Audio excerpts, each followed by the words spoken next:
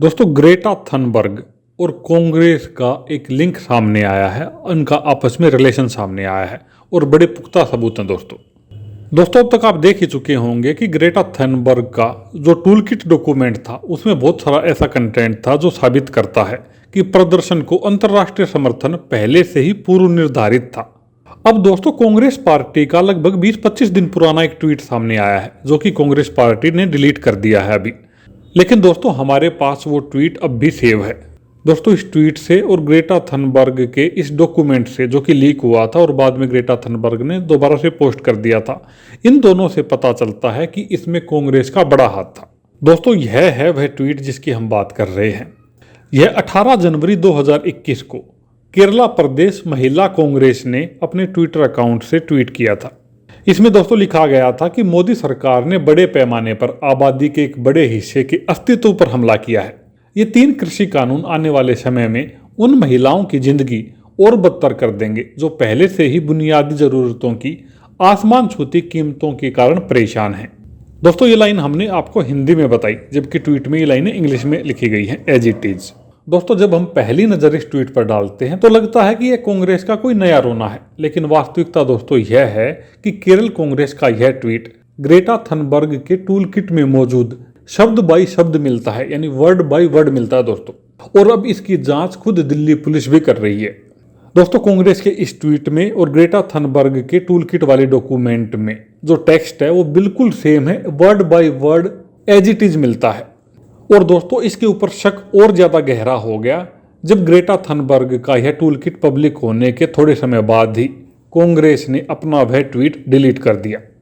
दोस्तों, चोर की दाढ़ी में तिनका तो साबित हो चुका है, अब बाकी की जो बातें हैं वह साबित कर देगी दिल्ली पुलिस आने वाले समय में।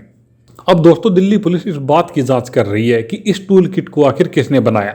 इसके लिए दिल्ली पुलिस ने गूगल की मदद मांगी है। बताया जा रहा है कि दिल्ली पुलिस गूगल को जल्दी ही पत्र लिखकर उस आईपी एड्रेस की जानकारी मांगने वाली है जहां से यह टूल किट वाली डॉक्यूमेंट फाइल बनाई गई थी और सोशल मीडिया पर अपलोड की गई थी। इससे यह स्पष्ट रूप से पता चल जाएगा कि दुनिया के किस कोने में यह टूल किट बनाई गई थी और किसने बनाई थी, किसके कहने पर बनाई थी।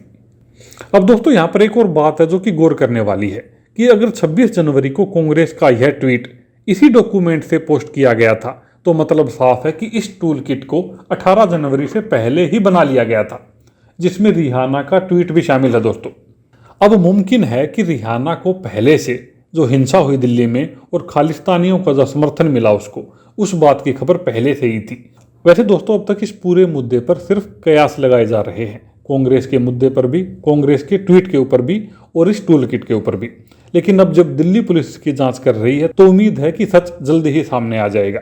लेकिन फिर भी आज के दिन भी 2 बातें साफ तौर पे कही जा सकती हैं। पहली तो यह कि इस टूल किट तक कांग्रेस की पहुंच थी।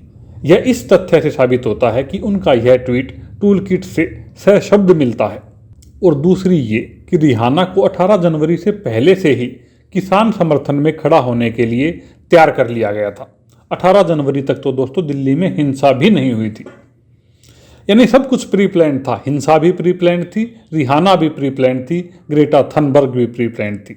अब दोस्तों, ऐसी प्लानिंग जो भारत को बदनाम करने के लिए तैयार की गई, उसमें दिल्ली पुलिस की पड़ताल और भी आवश्यक हो जाती है ताकि पता चल सके कि इस तरह का प्लान आखिर बनाया किसने और कांग्रेस के साथ इसका कितना गहरा नाता है।